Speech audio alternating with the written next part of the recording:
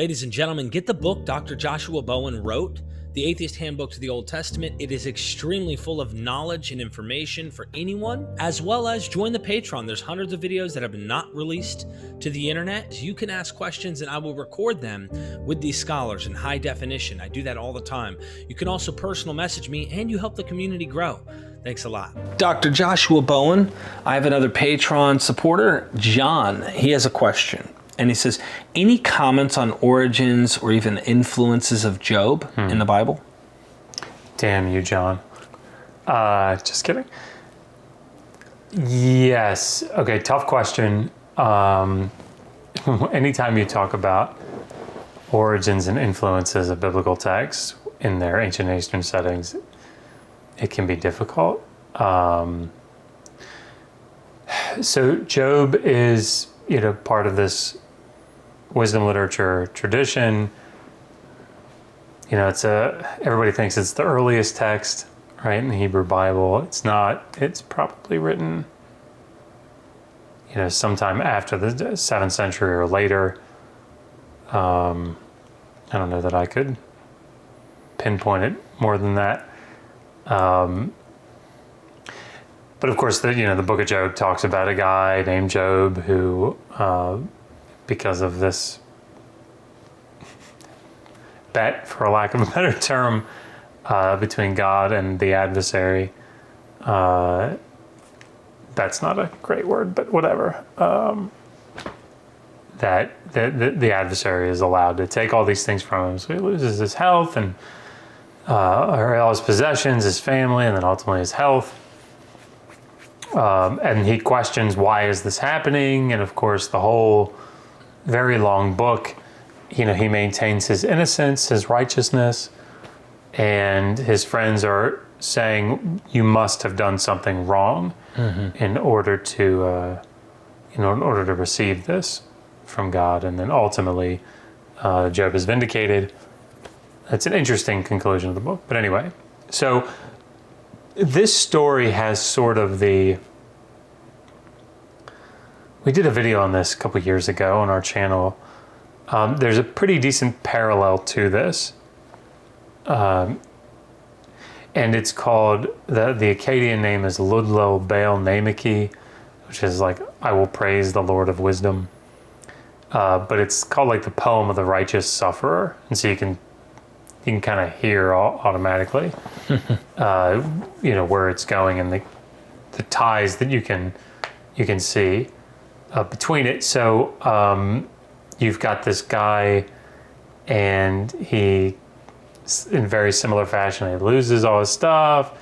He gets all these illnesses. He loses his, privileged position in the community, and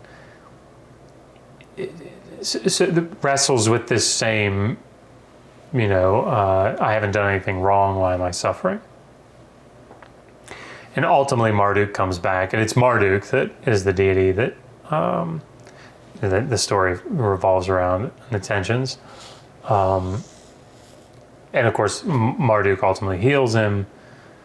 And so, but you can hear the connections between the two stories.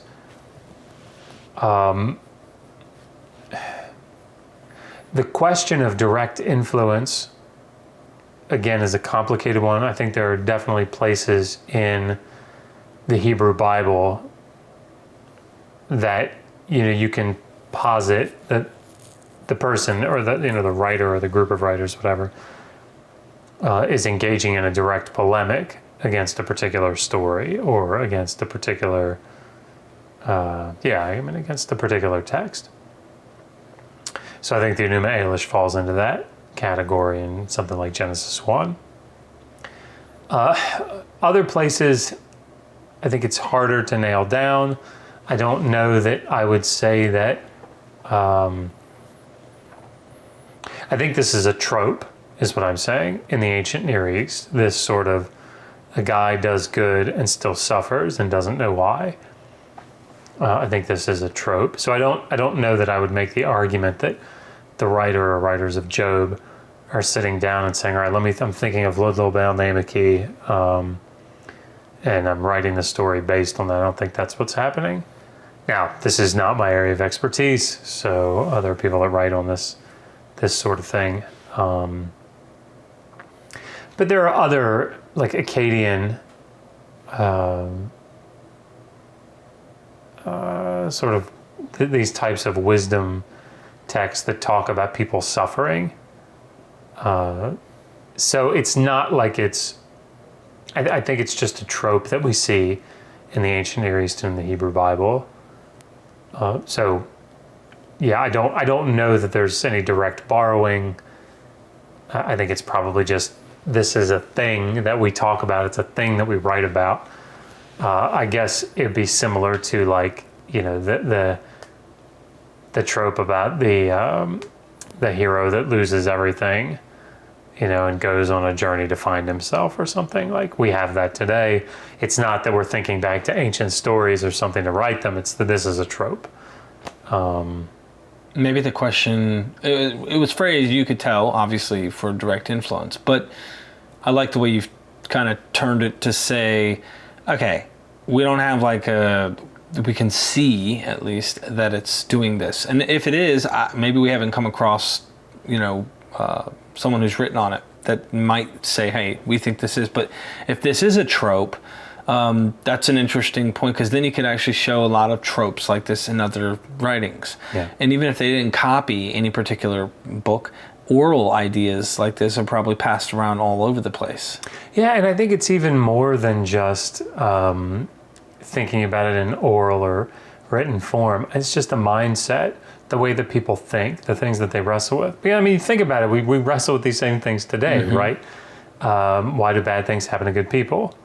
This is the tension. This is the question that we still wrestle with. And of course, this is what you know, certain religions handle that question, I think, in a way that is more emotionally satisfying. It doesn't make it any more true, but and this was the point, I think, of, not to get like too far afield, but, you know, this is sort of the point of apocalyptic literature, is trying to understand, well, wait a minute, why is it that if we have this all-powerful being who can do what he wants, when he wants, and how he wants, how is it that his chosen people suffer? So this dualistic approach to the world sort of starts to take hold in apocalyptic literature, where we have evil forces that are fighting against the forces of good, and ultimately the forces of good will win. But they're responsible for the bad things that happen. So yeah, I guess that's what I'd say about that. Sorry, I wish I could say more about it. Thank you.